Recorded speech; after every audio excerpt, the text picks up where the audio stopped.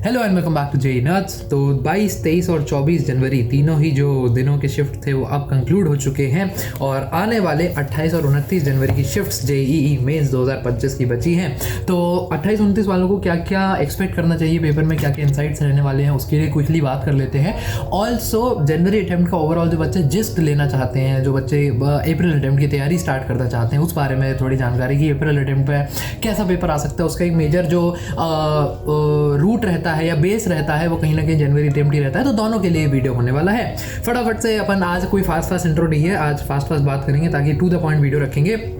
28, 29 को क्या क्या एक्सपेक्ट किया जा सकता है, पहले सब्जेक्ट वाइज बात कर लेंगे, फिर ओवरऑल पेपर कैसा आ रहा है थोड़ी सी उस पर बात करेंगे, ठीक है। तो सबसे पहले शुरू करते हैं फिजिक्स से। फिजिक्स का इस बार सबसे मजेदार चीज मुझे समझ दी कि मिक्स्ड रिएक्शन दिखा। मिक्स्ड रिएक्शन ना तब आता है जब बच्चों का पेपर जो है वो प्रिपरेशन लेवल पे बहुत ज्यादा डिपेंड करने लगे। मतलब कि जिसकी प्रिपरेशन अच्छी थी उसको पेपर इजी लगा, जिसकी प्रिपरेशन नहीं थी उन बच्चों ने पेपर को मीडियम या डिफिकल्ट भी कहा। 2024 में क्या हो रहा था, 2024 में सारे ही बच्चे लगभग इस पेपर को इजी बता रहे थे, मतलब पेपर का लेवल अपने आप में इजी था। बट अब ऐसा नहीं था, पेपर डुएबल था, पेपर किया जा सकता था, पर पेपर में दिमाग लगाना पड़ रहा था, इसलिए प्रिपरेशन में चीजें बहुत ज्यादा डिपेंड कर जा रही थी। दूसरी चीज मुझे फिजिक्स में ये समझ आई कि बहुत ज्यादा आसान तो नहीं था 2024 जैसा, बट 2021 और 22 में जैसा पेपर आया था वैसा कहीं ना कहीं तुम लेवल एक्सपेक्ट कर सकते हो। फॉर्मूला बेस्ड सवाल फिजिक्स में हर बार पूछे जाते हैं, वो अब भी पूछे गए थे, लेकिन हल्का सा उनका नंबर डिक्रीज कर दिया गया था। 25 में से जहां पिछली बार तुम्हारे 17-18 सवाल जो थे वो फॉर्मूला बेस्ड आ रहे थे पहले, इस बार सिर्फ बच्चों ने 13 से 15 सवाल मुझे कहे हैं, कुछ शिफ्ट में 12 सवाल भी जो फॉर्मूला बेस्ड आए या इस तरीके के सवाल है। बाकी सवाल जो थे वो यहाँ पे एप्लीकेशन बेस्ड सवाल बहुत सारे पूछे गए। एप्लीकेशन बेस्ड सवालों में तुम देखोगे तुम्हारे फॉर्मूला का डायरेक्ट यूजेज नहीं, थोड़ा बहुत तुम्हें दिमाग लगाना पड़ रहा था चीजों को सॉल्व करने के लिए, ठीक है। इसके अलावा असर्शन और रीजन क्वेश्चन बच्चों ने बताया हर शिफ्ट में 2 से 3 ANR टाइप के क्वेश्चंस देखने मिल रहे हैं। तो मतलब थोड़ा सा क्वेश्चन ट्रिकी होते हैं। अगर तुम अभी पॉसिबल है ओवर द वीकेंड तो इनकी हल्की फुल्की प्रैक्टिस कर लो, अगर नहीं भी पॉसिबल है तो भी जब पेपर में अगर तुम्हें ये सवाल दिखाई दे तो उनको थोड़ा सा ध्यान से पढ़ना, 3-4 बार रीडिंग लेना उसकी और फिर एक कॉल लेना, क्योंकि क्वेश्चन अक्सर ट्रिकी हो जाते हैं, ठीक है। अगले सब्जेक्ट पे चलते हैं, केमिस्ट्री की बात कर लेते हैं। केमिस्ट्री बच्चे इस समय PCM में सबसे ज्यादा इजी बता रहे हैं। केमिस्ट्री क्वेश्चंस जो है केमिस्ट्री के काफी डायरेक्ट आ रहे हैं, बहुत ज्यादा दिक्कत नहीं आ रही है। तीनों सब्जेक्ट में से ही बच्चों को लग रहा है कि सबसे ज्यादा स्कोरिंग वाला जो मामला है वो केमिस्ट्री में किया जा सकता है। क्वेश्चंस रिकॉल बेस्ड है, क्वेश्चंस मोर और लेस रिकॉल बेस्ड है। रिकॉल बेस्ड मतलब कि अगर तुमने उसकी थ्योरी पढ़ी हुई है, तुम्हें अगर वो याद है तो अगर तुम वो फटाफट क्वेश्चन बना ले जा सकते हो, और नहीं याद है मामला तो फिर वहां अगर तुम होपलेस हो जाओगे थोड़ा सा। इसलिए तो सिलेबस कवरेज केमिस्ट्री में थोड़ा सा क्रूशियल है। ऑल्सो तुम्हें कोशिश करनी है कि केमिस्ट्री का टाइम जो है तुम केमिस्ट्री में बचाओ, और उस टाइम जो टोटल 3 घंटे है उसमें से केमिस्ट्री के 1 घंटे में से कुछ 20-25 मिनट चुरा के तुम मैथमेटिक्स को दे रहे हो, क्योंकि आगे जैसे मैं बात करूंगा मैथ्स का पेपर डिफिकल्ट और लंबा दोनों ही आ रहा है, ठीक है। ऑर्गेनिक और फिजिकल से बच्चों ने मुझे बताया कि काफी अच्छा खासा वेटेज दिखाई दिया, खासकर 24 जनवरी के जो शिफ्ट थे इसमें ऐसा हुआ।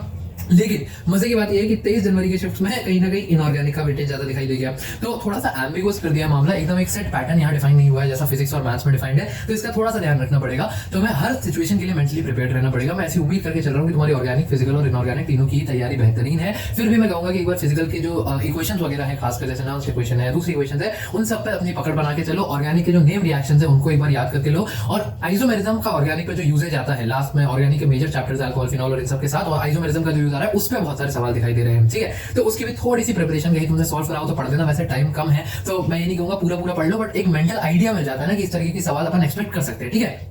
और लास्ट चलते हैं मैथमेटिक्स या मैथ्स की तरफ। सबसे पहला इसमें पेपर आ रहा है अथाह लेंदी और ठीक टफ। जिन बच्चों से मैंने सभी से बात करी उन सभी बच्चों ने मुझे ये बताया, एक सेकंड, हाँ, जिन बच्चों से मैंने सभी से बात करी उन सब बच्चों ने मुझे बताया कि पेपर में उनसे 13 से 15 सवाल ही सॉल्व हुए, ज्यादातर क्वेश्चन उनसे अटेम्प्ट ही नहीं हो पाए। इसलिए तुम्हारे लिए बहुत क्रूशियल बन जाता है कि क्वेश्चन को ढंग से सिलेक्ट करके चलना। दूसरी बात, क्वेश्चन में अपना ऐसे टेम्परामेंट आजमाया जाएगा क्वेश्चन में, मतलब तुम्हारा क्वेश्चन लेंदी रहेगा, बीच में क्वेश्चन के गिव अप मत करना, और यही साथ में किसी भी क्वेश्चन से ऑब्सेस मत हो जाना। अगर क्वेश्चन पे सवाल नहीं आ रहा, तुमने 4-5 स्टेप लगा दिए, बच्चों को लगने लगता है कि यार मैंने 5 स्टेप लगा दिए, इसमें 1 घंटा मैंने इसमें 1 घंटा कह रहा हूं, मैंने इसमें 5 मिनट ऑलरेडी लगा दिया, वैसा आउटपुट निकालना जरूरी है। हो सकता है कि अपन से वो सवाल सॉल्व ही ना हो रहा और वो 5 के अपन 10 मिनट और लगा के 15 मिनट एक ही सवाल पे खराब कर दे, है ना, क्योंकि वो फीजिबल नहीं है अपने लिए। इसलिए ऑब्सेस मत करना किसी भी क्वेश्चन से, ट्राई पूरा करना, लेकिन अगर टाइम ज्यादा लग रहा है, 8-10 मिनट पार हो चुके हैं, तो उस क्वेश्चन को अपन को अबैंडन करना पड़ सकता है, ठीक है। और ऐसी सिचुएशन में पैनिक मत करना, बच्चा पैनिक कर जाता है, प्लीज ऐसी हरकत मत करना कि एक सवाल पढ़ के थोड़ा टाइम वेस्ट हो गया तो अपन पैनिक करके और आगे सॉल्व ही नहीं कर पाए, आगे आसान क्वेश्चन मिलेंगे पेपर में, ठीक है। बच्चों से यही एक चीज मुझे पता चली कि काफी बच्चों का पेपर छूट गया, पेपर अच्छा खासा लेंदी आ रहा है, तो मैथ्स के लिए अपने बाकी फिजिक्स और केमिस्ट्री से मैथ्स के लिए टाइम चुरा के रखना। मैथमेटिक्स में अच्छा खासा टाइम लग रहा है, सवाल जो है काफी लेंदी है, डुएबल है बट लेंदी है।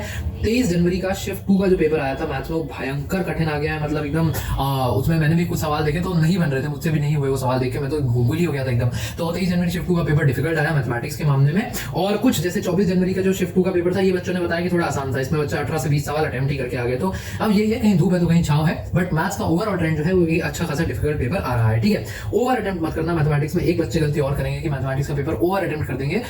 ओवर अटेम्प्ट का मतलब तुक्का मार के आ जाएंगे। उनको लगेगा कि 1-2 मिनट बचा है, हल्का फुल्का ऐसा आंसर लग रहा है, इसको तुक्का मार देता हूँ, आगे बढ़ जाता हूँ।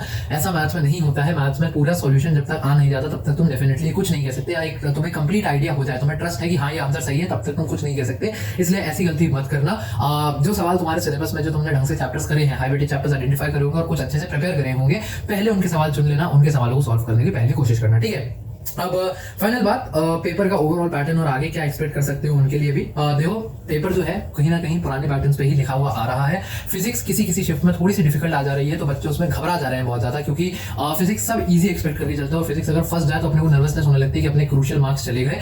बस इस बात का ध्यान रखना कि अगर पेपर तुम्हारे लिए टफ है, मतलब तुम्हारी शिफ्ट के सभी बच्चों के लिए वो टफ है, इसलिए घबराना नहीं है, शांति से पेपर को आगे देना है। पेपर के बीच में पैनिक करोगे तो पेपर खराब हो सकता है, ऐसी गलती बिल्कुल मत करना। पानी पीते रहो बीच बीच में, अपना टेम्परामेंट रखो, बनाए रखो, बाकी पढ़ाई करते रहो। तुम सभी का पेपर आने वाला 28-29 दिन में जिनका पेपर है, ऑल द वेरी बेस्ट तुम सभी को। बाकी कोई भी दिक्कत वगैरह हो तो कमेंट्स में हम तुम्हारे लिए है ही। पढ़ाई करते रहो, ऑल द वेरी बेस्ट।